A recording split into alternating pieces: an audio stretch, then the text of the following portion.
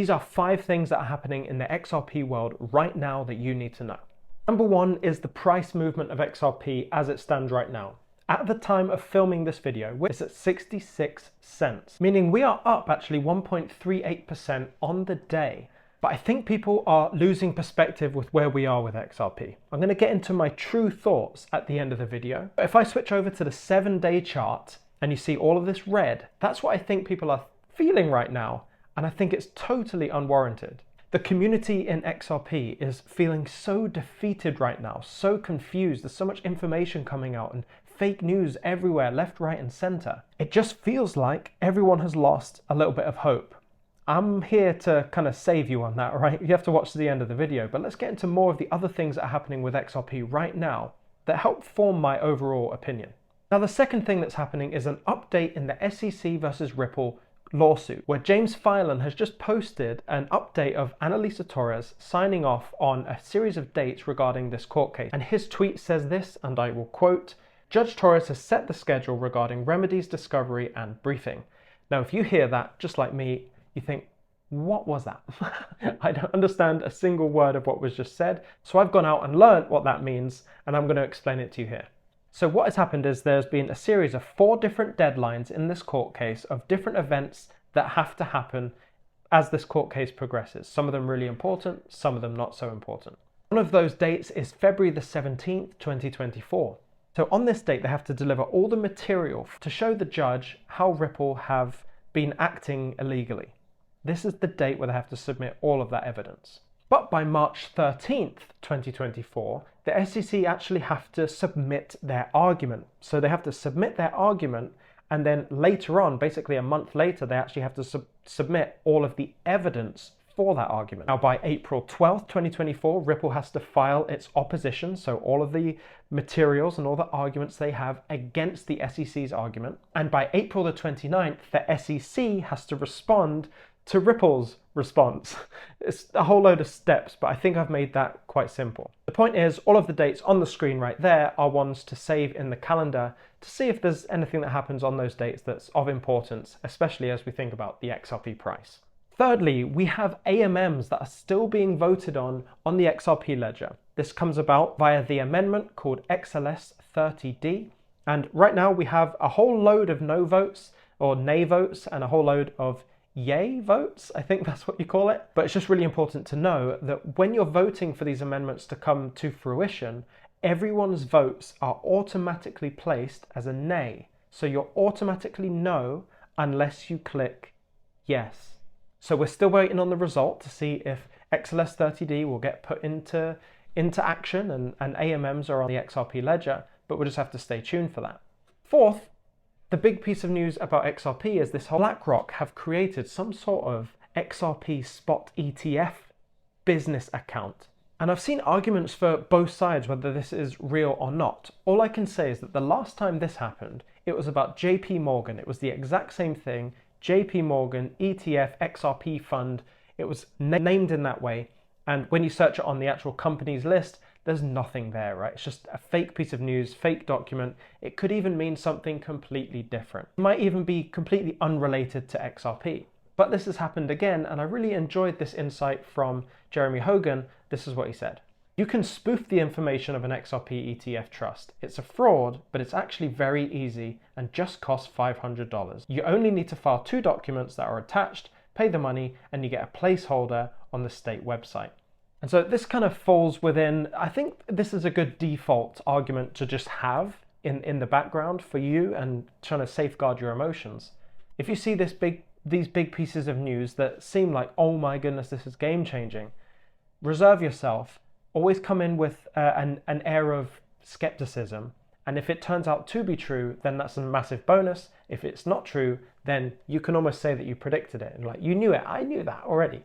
It's kind of a good position to be in. It kind of levels out your emotional roller coaster. And so where I'm standing on all of that is really just anyone can make a company. I could go onto Companies House in the UK right now, create a company called XRP Fund Santander, right, for example. And if that somehow got leaked into the Twitter sphere, that would just be viral content. Be completely fake, but yes, there's a company called that, but it doesn't really even play a role. And for some people, the setup cost of $500 to make this happen might have just been worth it. What I just really want to safeguard you all against is seeing tweets like this, where it's saying, XRP ETF Trust has went live as of the 11th of the 13th, 2023, managed by BlackRock. This makes it seem like this is actually legit news. And what's always best is to wait for these headlines to come out, then watch all of it unfold, then make your opinion, rather than jumping to conclusions immediately. So just be careful when you're looking on Twitter, because you'll get lots of posts like this. Now, the fifth thing that's happening with XRP is I really don't think we can underestimate the power of this. We had the Ripple swell in Dubai very recently. Apparently it was a massive success. I know people who went and said it was absolutely amazing. But right before that, Dubai came out saying that businesses can use XRP as part of their normal day-to-day functioning. This is a real-world use case for XRP and actual adoption. This is saying, okay, XRP, we're not worried about its classification at all. We're ready to bring it out to the masses the way it was supposed to be brought out. And so what's really interesting too is that we saw some really nice price action after that happened.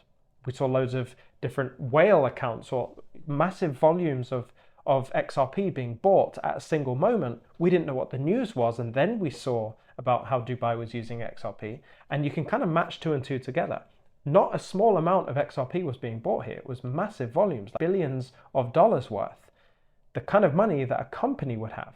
Companies in Dubai more specifically, right? So this is the adoption we're looking for. We're looking for that to be way more widespread. We want, the US to have their classification of XRP more favorable. We want it in the UK. We want it globally. But Dubai being that kind of first stepping stone is just really important. And I think this is one of the big things that's happening with XRP right now that really got swept under the rug. This is way more important than people think it is. This is Dubai being the first to jump in a world where no one wants to jump first. Well, now somebody has. Let's see how many others jump. As I alluded to at the beginning of the video, I was also going to talk about my opinions about where XRP is right now and just kind of clearing the air on the sentiment that I see in the community right now. I referred you to that 7-day chart for XRP and just seeing complete red, seeing that we're 3.5% down over the last 7 days. When you look on the 1 day, we're only up 1.33%. But as soon as you start taking that zoomed out approach, look at XRP, what do you see? 35.5% up.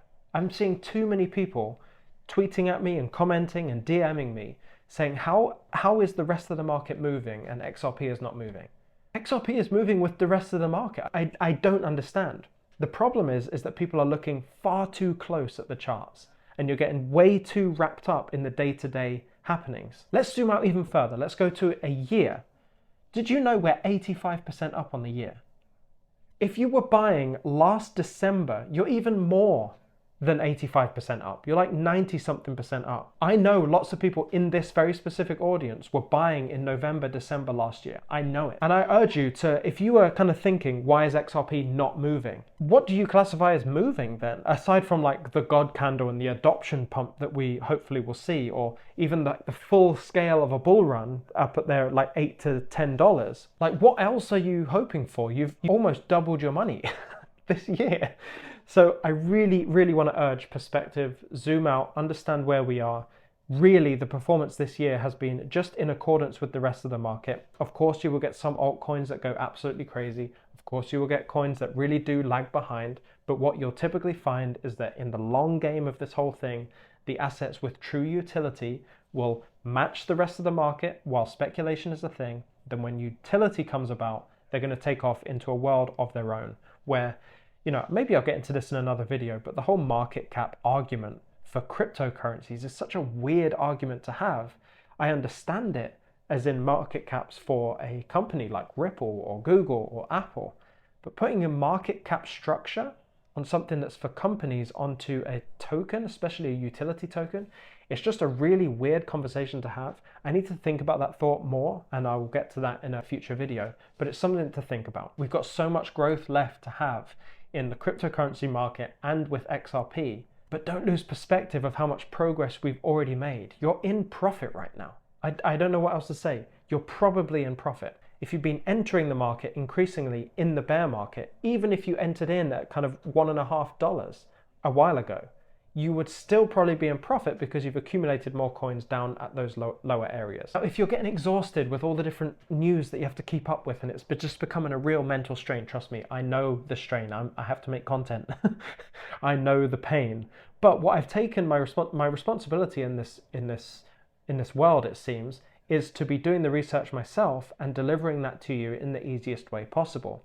I also want to do that in the freest way possible, and that's why I make these videos, but I also have the newsletter, which is a weekly newsletter that comes to you on every Thursday and just summarizes my thoughts on the news in the last 7 days on all the topics that we talk about: XRP, ISO 20022, cross-border payments, all of that. I summarize all of that so you don't have to.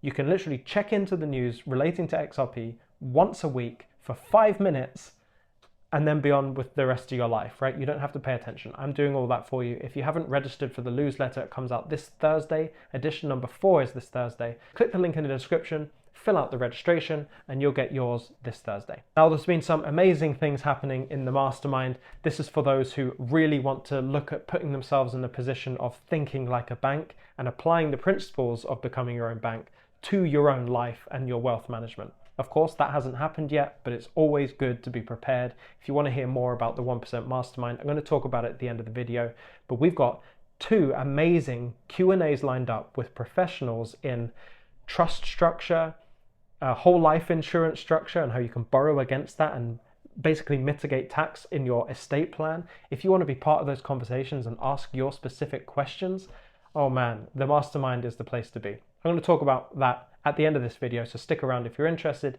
If not, stay tuned for tomorrow's video, where we're going to talk about my plan to make millions of dollars in 2024 with this upcoming bull run. I'm going to share all of my strategies and ideas, so make sure you're subscribed with the notification bell on to see when that video comes out. Okay, stay emotionless. I'll see you in the next one.